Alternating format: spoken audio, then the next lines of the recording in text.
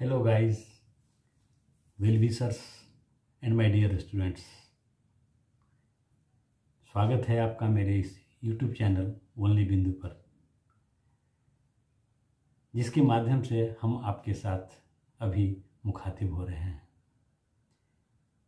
तो बात की चीज़ के सिलसिले में शुरू करने से पहले मैं आपको बता दूं कि पिछले एपिसोड में हमने चर्चा की थी और एक सीरीज़ की स्थापना की थी, सीरीज़ बनाया था जिसका नाम हम लोगों ने रखा था रीनल सीरीज़, जिसके तहत हम लोग रीनल फिजियोलॉजी के बारे में चर्चा किए और उसी के अंतर्गत हमने फंक्शन ऑफ किडनी के बारे में चर्चा की।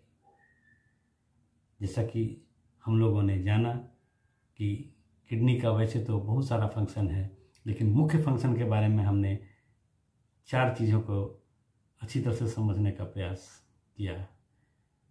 इसमें सबसे पहला है एक्सक्रीटरी फंक्शन ऑफ किडनी, दूसरा है रेगुलेटरी फंक्शन ऑफ किडनी, तीसरा है एंडोक्राइन फंक्शन ऑफ किडनी और चौथा है मेटाबॉलिक फंक्शन ऑफ किडनी। अगर आपने मेरे इस वीडियो के पहले का जो एपिसोड है, एपिसोड 1, अगर वीडियो आपने नहीं देखा है तो कृपया देख लेंगे, ताकि आगे समझने में आपको परेशानी नहीं हो। बातचीत के सिलसिला से ही हम लोगों ने इसे समझने का प्रयास किया था। तो अब हम चलते हैं इसी फंक्शन ऑफ किडनी को थोड़ा विस्तृत पैमाने पर जानने का, कि आखिर किडनी के बारे में जो हम लोगों ने देखा कि एक्सक्रीटरी फंक्शन जो है किडनी का है वो क्यों ज़रूरी है। जैसा कि आपको भी इस बारे में पता है कि शरीर में मेटाबॉलिक की क्रियाएं होती रहती है, उससे बहुत सारा वेस्ट प्रोडक्ट निकलता है। उस वेस्ट प्रोडक्ट को हमें एलिमिनेट करना है। जैसा कि हम लोगों ने पिछले अध्याय में ये भी देखा था कि बहुत सारे जो वेस्ट प्रोडक्ट है जो वोलाटाइल है या गैसियस फॉर्म में है, जैसे अमोनिया भी हम लोगों के लिए वेस्ट प्रोडक्ट है, लेकिन उसका निष्कासन कैसे होता है शरीर से? उसका निष्कासन लंग्स के माध्यम से जो श्वसन क्रिया होती है, तो लंग्स से वो शरीर से एलिमिनेट कर जाता है। उसे सोल्यूबल है वाटर में, माने वाटर सोल्यूबल जो वेस्ट प्रोडक्ट है वो किडनी के माध्यम से गया। और ये भी हमने देखा कि जो इंसोल्यूबल है वो शरीर से एलिमिनेट होता है। इसके अलावा हमने देखा कि बहुत सारा जो हार्मोन है वो अपने टारगेट सेल पर काम करने के बाद ये किडनी में ही, किडनी का जो यूनिट है नेफ्रॉन, उसका एक पार्ट है पीसीटी, प्रॉक्सिमल कन्वोल्यूटेड ट्यूबल्स, उसी में आकर के कैटाबोलाइज हो करके वो अपना अस्तित्व को ख़त्म कर देता है। जैसे इंसुलिन को आप ले लीजिए, जब भोजन करते हैं हम लोग, भोजन करने के दरम्यान में जब इंसुलिन का सिक्रीशन होता है और इंसुलिन अपने टारगेट सेल पर काम करने के बाद वो यूरिन के माध्यम से, वो किडनी के माध्यम से वो नेफ्रॉन में आता है। नेफ्रॉन में जो पीसीटी रहता है, प्रॉक्सिमल कन्वोल्यूटेड ट्यूबल्स रहता है, उसी में आके कैटाबोलाइज हो जाता है और वो जो है वो चूँकि उसका जो एमिनो एसिड से ही बना रहता है वो एमिनो एसिड में आ जाता है और इंसुलिन अपना अस्तित्व को वहाँ ख़त्म कर देता है, जैसा कि हम जानते हैं। इसके अलावा बहुत सारे ड्रग्स के बारे में भी हम लोगों ने चर्चा की थी कि ड्रग्स भी आता है, वो भी मेटाबोलाइज हो करके वेस्ट प्रोडक्ट के रूप में उसको निकलना पड़ता है। आप कल्पना कीजिए, अगर कोई दवा हम रेगुलर ले रहे हैं, जैसे मान लीजिए कि जो वाटर सोल्यूबल दवा है या लिपिड सोल्यूबल ही अगर दवा है, कोई भी प्रकार की दवा है, वो टारगेट सेल पर काम किया, हमको पर डे वो दवा को खाना है, अगर वो एलिमिनेट नहीं होगा तो शरीर में तो बहुत जमा हो जाएगा, वो दवा तो बहुत जमा हो जाएगा। तो थैंक्स गॉड नेचर ने ऐसी व्यवस्था हमें दी है कि कोई भी ड्रग अपने टारगेट सेल पर काम करने के बाद वो बॉडी से एलिमिनेट कर जाता है। तो इस प्रकार से हम देख रहे हैं कि किडनी का एक बहुत बड़ा फंक्शन है एक्सक्रीटरी फंक्शन। तो इसी एक्सक्रीटरी फंक्शन को हम लोग आगे की ओर थोड़ी सी विस्तृत चर्चा करेंगे। जैसे एक सवाल यहाँ और ये क्रिएट हो जाता है कि जो सोल्यूबल अगर है तो वो तो यूरिन में के साथ में बाहर निकल गया, लेकिन अगर जो lipid soluble substances waste product में जो है उसका क्या होगा? जैसे आपको पता है कि हमारा जो बॉडी है वो उसका जो सेल बनता है वो लिपिड बाइलेयर का बनता है, और उसमें जो लिपिड सोल्यूबल सबस्टेंसेस है वो आराम से उसमें सोल्यूबल हो जाता है और डिफ्यूज होकर के वो अदर जगह पर चला जाता है। उदाहरण के तौर पर हम समझाने का प्रयास करेंगे, जैसे मान लिया जाए कि हम कोई ड्रग लेते हैं, कोई दवाई लेते हैं, दवाई ओरली अगर हम लोग ओरली मुंह से लिए, मुंह से लेने के बाद वो कहाँ गया, वो आने के बाद स्टोमक में गया। स्टोमक में म्यूकोजल मेम्ब्रेन होता है, वो म्यूकोजल मेम्ब्रेन से वो चूँकि लिपिड सोल्यूबल है, और जो हमारा म्यूकोजल मेम्ब्रेन जो बनता है वो लिपिड बाइलेयर का बनता है, तो लिपिड बाइलेयर में वो डिफ्यूज़ कर जाता है, सोल्यूबल होने के कारण वो डिफ्यूज़ कर गया, और डिफ्यूज़ करने के पश्चात वो पोर्टल सर्कुलेशन में आते हुए लीवर में आता है। लीवर में आने के बाद वहाँ से वो चला जाता है ब्लड सर्कुलेशन में, मतलब जनरल सर्कुलेशन में, माने पोर्टल सर्कुलेशन से गया लीवर में, लीवर के बाद वो चला जाता है जनरल सर्कुलेशन में, और ब्लड के साथ में वो मिल जाता है। मिलने के बाद वो अपना जहाँ उसका टारगेट रहता है काम करने का, उस टारगेट में जाकर के काम करता है। अब सवाल ये है कि जब वो लिपिड सोल्यूबल है तो मेरे पास जितना भी मेरे बॉडी में जितना भी म्यूकोजल मेम्ब्रेन बना है जहाँ से वो क्रॉस करता है, सब तो लिपिड सोल्यूबल है। तो आखिर वो लिपिड सोल्यूबल है तो वो आखिर फिर कैसे बाहर निकल पाएगा? फिर अगर जिस तरफ वो जाएगा वहाँ पर तो उसको सेल ही मिलेगा, और सेल फिर वो क्रॉस करा देता है, तो वो बॉडी में ही सर्कुलेट करते रह जाता है। तो हमने तो अभी तक ये सीखा था कि लिपिड सोल्यूबल जो है वो लीवर के माध्यम से लीवर जो है उसको एक्सक्रीट करा देता है फीकल रूट में, और फीकल से वो बाहर निकल जाता है। लेकिन यहाँ तो वो काम हो नहीं रहा है। तब ये सवाल उठता है कि आखिर वो किस प्रकार से, उसका मैकेनिज्म कैसे है निकलने का। तो हम लोग इसके बारे में जो चर्चा करें, इसके पहले कुछ फ्यू टर्म्स हैं, उस टर्म्स को भी समझना जरूरी है। जैसे म्यूकोजल मेम्ब्रेन, वो क्या है? बायो ट्रांसफॉर्मेशन, ये क्या है? आज का हमारा मुख्य फोकस इसी पर रहेगा। इसको समझने के लिए हमको सबसे पहले समझना होगा कि शरीर में जो सेल्स है, खास करके एपिथेलियल सेल्स है, एपिथेलियल सेल्स अगर कोई भी स्ट्रक्चर अगर बनता है, जैसे मान लिया कि जीआईटी का म्यूकोजा हो गया, उसी पर हम लोग फोकस करते हैं, तो उसका जो दीवाल होता है, उस दीवाल क्या चीज़ का बना रहता है? वो एपिथेलियम सेल का बना रहता है।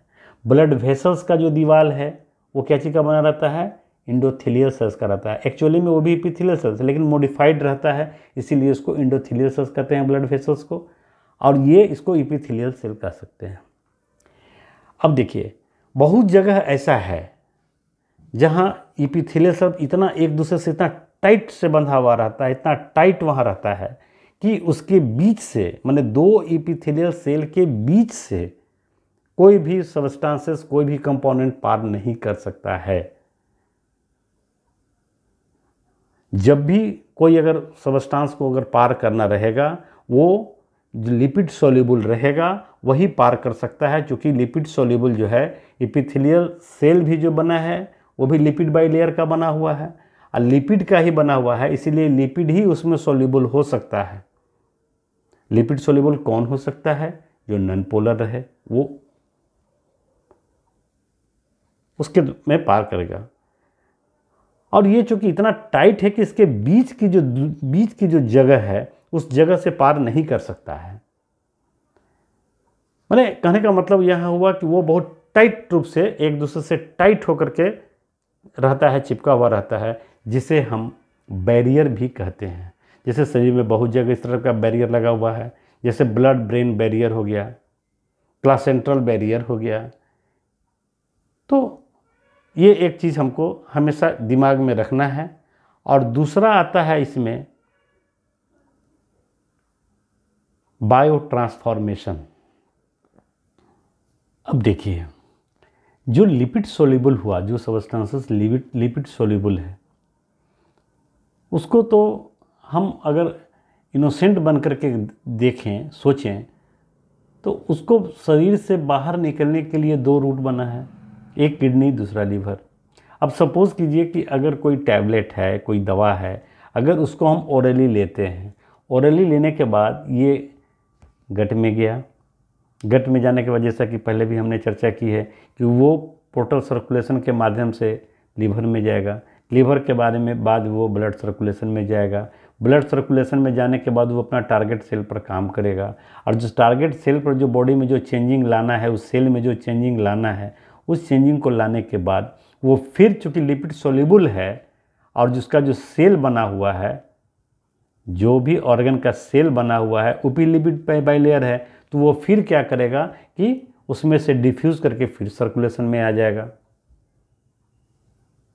फिर वही प्रॉब्लम, तो ये बाहर शरीर से बाहर तो निकला नहीं, फिर उसी में घूमते हुए फिर ब्लड सर्कुलेशन में उसी में घूम रहा है। अगर मैं किडनी के बारे में बात करूं तो किडनी के साथ में भी वही दिक्कत होगी। अगर वो लिपिड सोल्यूबल है, अगर ब्लड के बाद अगर वो रीनल सिस्टम में अगर आता है तो वहाँ भी तो पीसीटी बना हुआ है, माने जो नेफ्रॉन का जो और विभिन्न पार्ट्स जो है, मतलब नेफ्रॉन ही एपिथेलियल सेल से बना हुआ है, तो वो भी लिपिड बाइलेयर है। उसको भी वो क्या करेगा कि डिफ्यूज़ करके फिर चला जाएगा उस सेल में, और सेल से फिर डिफ्यूज़ होकर चला जाएगा ब्लड सर्कुलेशन में। तो वैसी स्थिति में वो फिर एलिमिनेट किया नहीं, तो हमारे साथ फिर तो समस्या वही हो गई।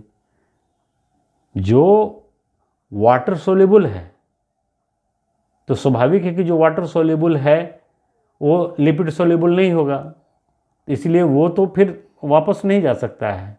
लेकिन जो लिपिड सोल्यूबल है वो तो वापस चला जाएगा, तो किडनी से भी नहीं निकल पाया, न तो लीवर से निकल पाया, दोनों रूट फेल।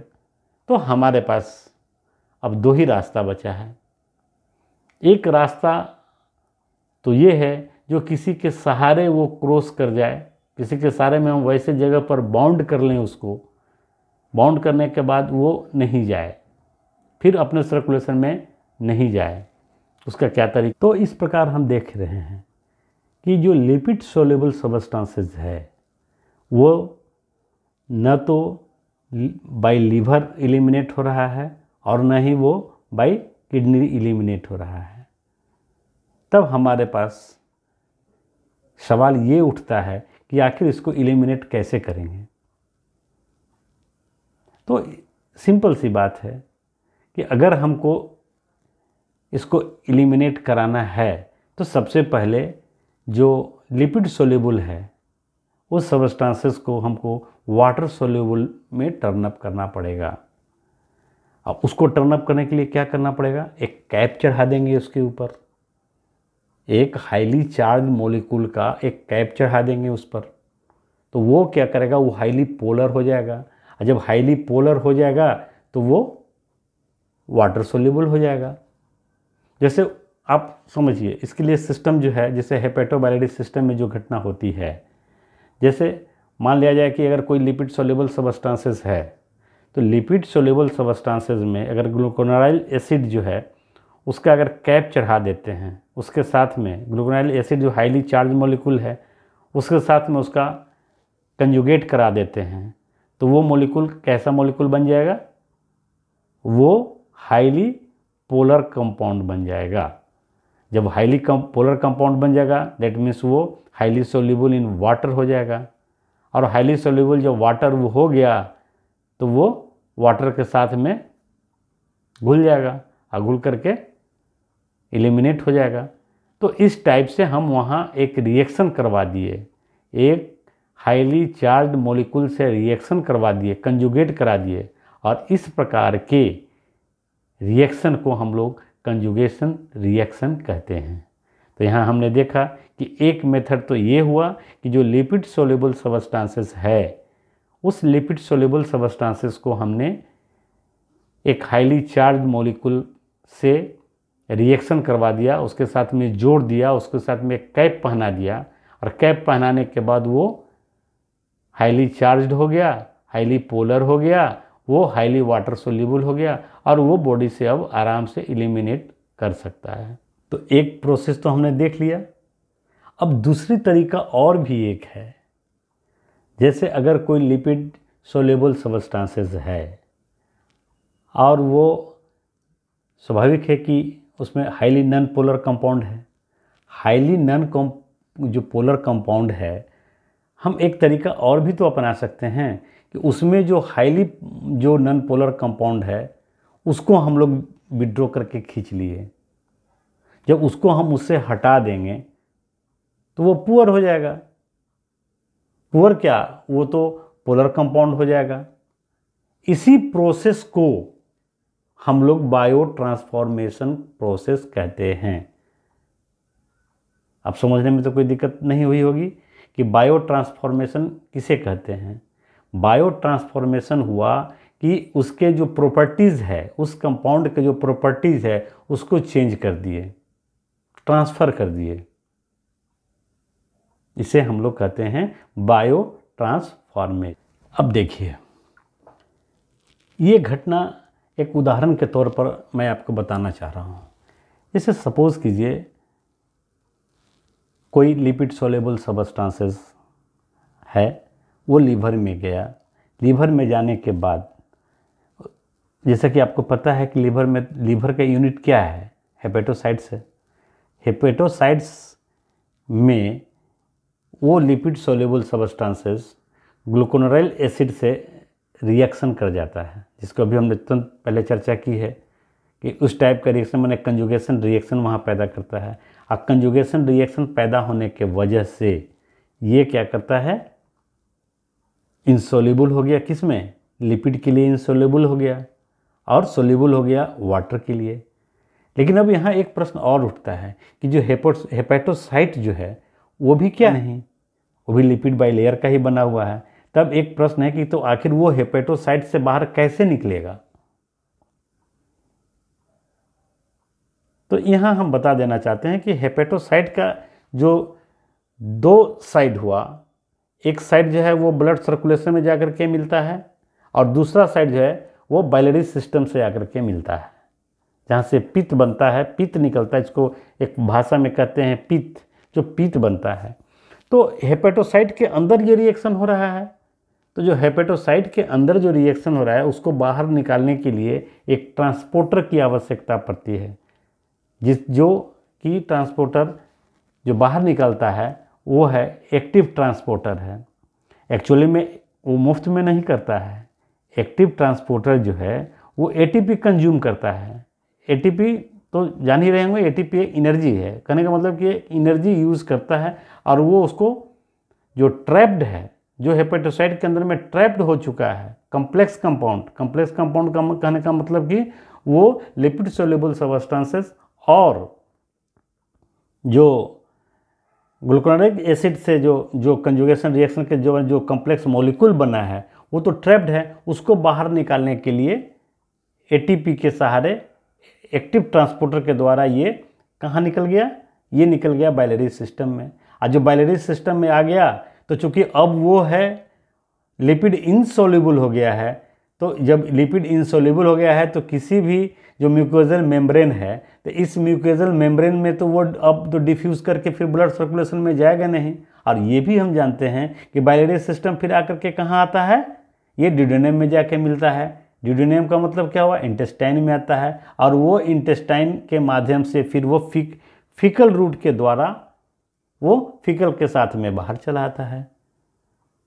तो वाह नेचर, थैंक्स गॉड, नेचर ने ऐसा हमें दिया है अपने बॉडी में। इस टाइप का नेचर का ही दिया जा सकता है, नेचर ही दिया है कि वो पहले क्या किया, यहाँ जो लिपिड सोल्यूबल था उसको लिपिड इनसोल्यूबल बनाया और इनसोल्यूबल बनाने के बाद वो बाहर निकल गया। सेम प्रोसेस अगर बहुत सारा जो है वो जो भी हमने आपको भी बताया कि वो बाइलरी सिस्टम में आता है, बहुत सारा वैसा कम्प्लेक्स कंपाउंड है जो ब्लड सर्कुलेशन में जाता है। तो जब ब्लड सर्कुलेशन में आएगा वो भी क्या रहा, लिपिड इनसोल्यूबल, उसमें भी एक्टिव ट्रांसपोर्ट ही काम करता है। एक्टिव ट्रांसपोर्ट क्या करेगा, उसको उठा करके ब्लड सर्कुलेशन में भेज दिया। अब भेज देने के बाद वो चलाता है फिर रीनल सिस्टम में। रीनल सिस्टम में आने के बाद वो फिल्टर करके बॉडी से बाहर निकल जाता है।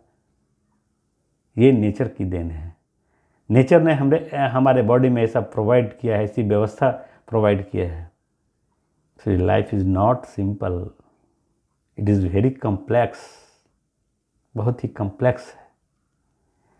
अब देखिए इसके अलावा और भी बहुत सारा जो हार्मोन है, जैसे एड्रेनलिन है, ये भी क्या है, एड्रेनलिन हमेशा सिक्रीट करते रहता है, हर स्थिति में सिक्रीट करते रहता है। तो वैसे स्थिति में सिक्रीट करके कहाँ जाएगा वो भी इसी प्रकार से वो शरीर के बाहर एलिमिनेट हो जाता है।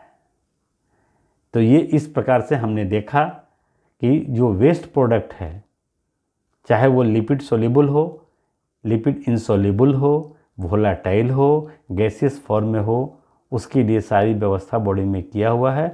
और इसमें एक व्यवस्था के तहत में किडनी भी आता है। अब सवाल उठता है कि आखिर लीवर इस पर अपना समय क्यों बिताता है, आखिर क्या आवश्यकता पड़ गई लीवर को, क्यों ऐसा करना पड़ा, नेचर को ऐसा क्यों बनाना पड़ा। इसके जवाब में मैं तो केवल इतना ही दे सकता हूँ कि आज से मिलियंस ईयर्स बैक, बहुत काफ़ी वर्ष पहले, जब हमारे पास कोई माइक्रोवेव व्यवस्था नहीं थी, स्टेलाइज व्यवस्था नहीं थी कि हम लोग स्टेलाइज भोजन करेंगे, जो स्मॉल एनिमल्स हैं वो तो कुछ भी खा लेते थे, इतना तक कि भोजन के साथ में और टॉक्सिन भी ले लेते थे। तो टॉक्सिन, आपको ये पता होगा कि लीवर डिटॉक्सिफायर व्यवस्था भी है, लीवर के पास डिटॉक्सिफायर व्यवस्था भी है। उसमें वैसे बहुत सारे टॉक्सिन्स आते हैं जो कोई लिपिड सोल्यूबल रहते हैं, कोई वाटर सोल्यूबल रहते हैं, या दूसरे सेंस में कर सकते हैं कि वाटर इनसोल्यूबल रहते हैं और लिपिड सोल्यूबल रहते हैं। तो वैसी स्थिति में बायो ट्रांसफॉर्मेशन ही एक ऐसा प्रोसेस है जो इस टाइप के जो टॉक्सिन हुए उसको एलिमिनेट कराने में मदद मिलती है। तो हमने अभी तक ये देखा कि ये जो किडनी जो एक्सक्रीट करता है वो न केवल मेटाबॉलिक वेस्ट प्रोडक्ट को करता है, न केवल ड्रग्स को करता है, ये टॉक्सिन्स को भी बॉडी से एलिमिनेट करने का काम करता है। डिटॉक्सिफिकेशन तो हम समझते हैं कि प्राय सभी लोग जानते हैं डिटॉक्सिफिकेशन किसे कहते हैं। डिटॉक्सिफिकेशन एक ऐसा प्रोसेस है जिसमें लीवर जो है वो टॉक्सिन सब्सटेंस को बायोट्रांसफॉर्मेशन के माध्यम से शरीर से बाहर एलिमिनेट करने का काम करता है, जिसे हम लोग डिटॉक्सिफिकेशंस ऑफ लीवर कहते हैं। तो इस प्रकार थोड़ी जानकारी हमें एक्सक्रीटरी फंक्शन ऑफ किडनी के बारे में हुई। अब जो है वो हम लोग चर्चा को आगे बढ़ाते हुए रेगुलेटरी फंक्शन की ओर बढ़ेंगे। अब इसके रेगुलेटरी फंक्शन के बारे में थोड़ी बहुत जानकारी हो जानी चाहिए। जैसे आप सोचिए, आप अगर पानी कम पीते हैं, यूरिन कम पास होता है। अगर पानी ज़्यादा पीते हैं तो यूरिन ज़्यादा पास होता है। इसको रेगुलेट कौन करता है? इसको रेगुलेट हमारा किडनी करता है। जितना बॉडी को वाटर चाहिए, वाटर ये रीअब्जॉर्ब करता है। और अगर इसको अगर वाटर इसको अगर ज़रूरत से ज़्यादा अगर बॉडी को मिल रहा है तो ये वाटर को पास करा देता है यूरिन के माध्यम से। तो एक फंक्शन रेगुलेटरी फंक्शन के तहत में एक फंक्शन तो ये हो गया। और दूसरा इसका संबंध है इलेक्ट्रोलाइट बैलेंस से।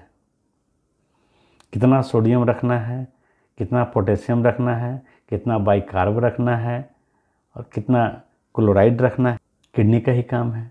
किडनी जितना ज़्यादा स्वस्थ होगा, इलेक्ट्रोलाइट का बैलेंस उतना ही बढ़िया होगा। तो रेगुलेटरी फंक्शन के तहत में ये एक फंक्शन हुआ। इसके अलावा ये पीएच को भी मेंटेन करता है। हम लोग अगर इसके आगे और जानेंगे और इसके बारे में जानकारी जब होगी तो हम लोग देखेंगे कि ये पीएच को कैसे मेंटेन करता है, ये कैसे एसिड बेस के कंसंट्रेशन को कैसे मैनेज करता है। तो यहाँ अभी फ़िलहाल हम लोग जानेंगे कि ये पीएच को मेंटेन करता है। पीएच का मेंटेन इसलिए भी ज़रूरी है कि हमारा जो, जैसा कि आपको पता भी है कि हमारा जो बॉडी है, शरीर है, वो पूरा एंजाइम पर ही डिपेंड करता है। और एंजाइम के लिए सर्टेन पीएच का होना बहुत ही ज़रूरी है। सर्टेन पीएच पर ही एंजाइम बढ़िया से काम करता है। तो इस प्रकार हमने देखा कि किडनी का रेगुलेटरी फंक्शन के तहत में वाटर का बैलेंस करना, इलेक्ट्रोलाइट का बैलेंस करना और पीएच का मेंटेन भी करना किडनी के रेगुलेटरी फंक्शन के तहत में आता है। ये भी आपको पता है इलेक्ट्रोलाइट बैलेंस बहुत ही ज़्यादा सेंसिटिव भी होता है। जैसे सोडियम का जो वैल्यू होता है बॉडी में वो कितना होता है, बोलचाल की भाषा में, ऐसे एक्चुअली में उसका होना चाहिए 140 मिलीमोल पर लीटर। लेकिन हमारा बॉडी किताब नहीं पढ़ा है, किताब पढ़ के वो अपना बैलेंस नहीं रखता है, इसीलिए एक इसका सर्टेन वैल्यू एक रेंज में हम लोग लेके चलते हैं। जैसे इसका रेंज हम लोग जानते हैं कि 135 से लेकर के 145 मिलीमोल्स पर लीटर है। उसी प्रकार से पोटेशियम का है 3.5 से लेकर 5.5, 3.5 से लेकर 5.5 मिलीमोल्स पर लीटर पोटेशियम का है। अगर ये 7.5 से 8 हो जाए that means patient is die, patient मर जाएगा। अगर ये 2.5 मिलीमोल्स पर लीटर से अगर कम है, इसका मतलब कि वो हाइपोकैल्केमिया में चला गया। और अगर ये 5.5 से ऊपर अगर आ गया, ये हाइपरकैल्केमिया में चला गया। को याद रखना है, एक गुड क्लिनिशियन होने के नाते हमें याद रखना है कि इलेक्ट्रोलाइट बैलेंस में इन सभी जो पैरामीटर्स है, इन सभी पैरामीटर्स का नॉर्मल वैल्यू कितना होता है, क्योंकि ये मसला लाइफ एंड डेथ से संबंधित। गुड क्लिनिशियन होने के नाते जैसा कि अभी हमने चर्चा की है, इलेक्ट्रोलाइट बैलेंस को उसका जो नॉर्मल रेंज है, नॉर्मल वैल्यू है, उसको हमें अच्छी तरह से याद होनी चाहिए। क्योंकि जैसा कि मैं अभी आपको बताया कि अगर सीवियर हाइपोकैल्केमिया में अगर मरीज जाता है तो वो कार्डियक केस चला जाएगा और वो पेशेंट का डेथ हो जाएगा। सोडियम और क्लोराइड थोड़ा सा फ्लक्चुएशन चल सकता है, लेकिन पोटेशियम जो है वो याद रखना है, पोटेशियम जो है वो बहुत ही सेंसिटिव होता है। और एक चीज़ और है, पोटेशियम का इंट्रेंस कहाँ से है? पोटेशियम का इंट्रेंस ओरली है। हम लोग खाते हैं पोटेशियम के रूप में, जो हम लोग खाते हैं वो उसका इंट्रेंस है। और एग्जिट कहाँ से है? एग्जिट यही किडनी से है। इसलिए किडनी का एक वाइटल रोल है। किडनी का एग्जिट का एकमात्र साधन यही है। तो इसलिए इस पर हम लोगों को ध्यान रखनी चाहिए। यहाँ ध्यान ये भी रखना है कि अगर हम पोटेशियम ओरली अगर ज़्यादा ले भी लेते हैं तो इसको एग्जिट कौन कराएगा? किडनी ही कराएगा। मैं बार बार पोटेशियम पर आना चाहता हूँ, आ भी रहा हूँ। And I worth repeating the level of potassium, क्योंकि आपने एक चीज़ अभी देखा, पोटेशियम का एंट्री पॉइंट कहाँ है? पोटेशियम का एंट्री पॉइंट ओरल पर है और एग्जिट पॉइंट कहाँ है? किडनी पर है। अब इसकी तुलना हम आयरन से करेंगे। आयरन का एंट्री पॉइंट कहाँ होता है? ओरल ही होता है। लेकिन आयरन के साथ में पोटेशियम वाली कंडीशन नहीं है। अगर आयरन की जितनी ज़रूरत है उतना ये गट से ये एब्जॉर्ब किया, मतलब एंट्री पॉइंट से ही एब्जॉर्ब कर लिया, ओरल से ही एब्जॉर्ब कर लिया। और अगर इसको उतनी ज़रूरत नहीं है तो वो वहीं से फीकल रूट के रास्ते वो बाहर निकाल देता है। तो इस प्रकार हमने यहाँ देखा कि जो आयरन है, आयरन का एंट्री पॉइंट और एग्जिट पॉइंट वही है, लेकिन पोटेशियम के साथ में इस तरह की बात नहीं है। पोटेशियम का एंट्री पॉइंट ओरल है और एग्जिट पॉइंट किडनी है। तो यहाँ हम लोग ने ये देखा। अब थोड़ी सी जानकारी उसके लेवल पर भी हो जाना चाहिए। जैसे कि अभी हमने आपको बार बार चर्चा किया कि पोटेशियम का लेवल करीब करीब फिक्स है, उतना होना चाहिए, और हेल्दी किडनी का काम है कि वो उसको मेंटेन करके रखे। जैसे पोटेशियम का लेवल कितना होना चाहिए? पोटेशियम का लेवल 3.5 से लेकर के मैक्सिमम 5.5 मिलीमोल्स पर लीटर होना चाहिए। सोडियम का होना चाहिए 135 से लेकर के 145 होना चाहिए। वो थोड़ा मोड़ा अगर किसी पैथोलॉजिकल कंडीशन में थोड़ा चेंज हो सकता है। और उसी प्रकार से हम यहाँ देखेंगे कि बाइकार्ब का लेवल कितना होना चाहिए। तो बाइकार्ब का लेवल 22 से लेकर के 28 मिली इक्विलिब्रियम पर लीटर होना चाहिए।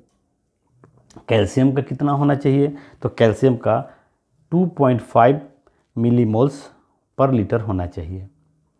तो ये हमने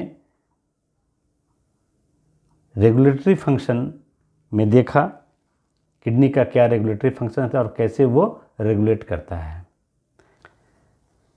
अब हम तीसरा पॉइंट पर जाएंगे। किडनी का जो फंक्शन का तीसरा पॉइंट हमारे साथ है वो है एंडोक्राइन फंक्शन।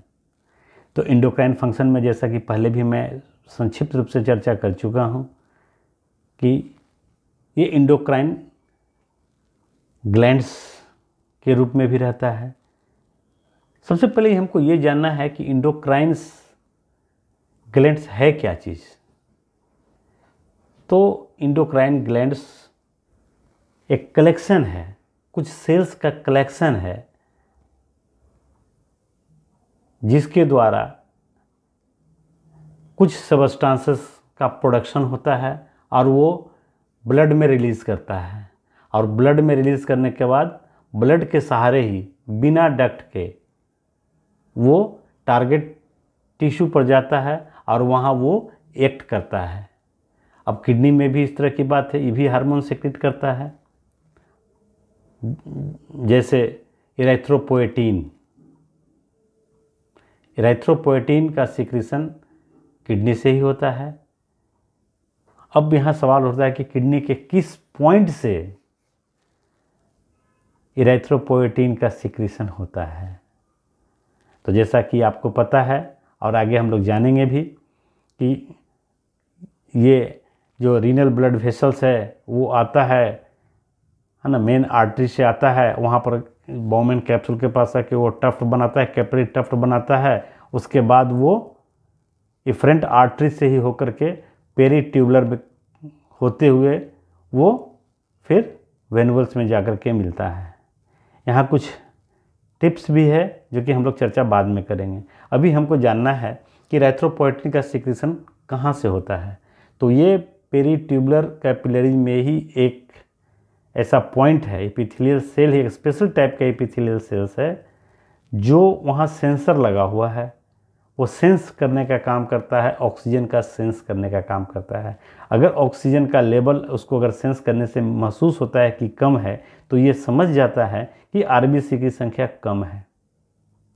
जब आरबीसी की संख्या कम रहेगी वो तुरंत चला जाएगा इरेथ्रोसाइट सीरीज में, बोन मैरो में, और वहाँ जाकर के ये उत्प्रेरित करता है आरबीसी के प्रोडक्शन के लिए।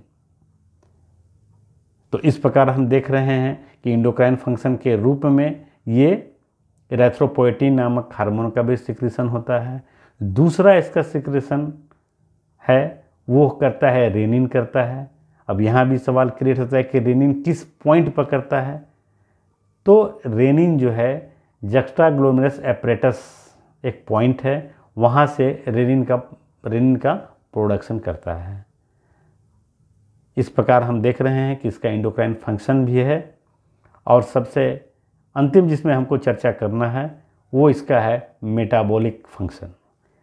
तो मेटाबॉलिक फंक्शन में हम लोग मोटे तौर पर ये देखेंगे कि ये विटामिन डी को जो आता है, जो इनएक्टिव होकर के रहता है, उसको ये एक्टिवेट करने का काम करता है। वो एक्टिवेशन कर करके विटामिन डी को एक्टिवेट करता है।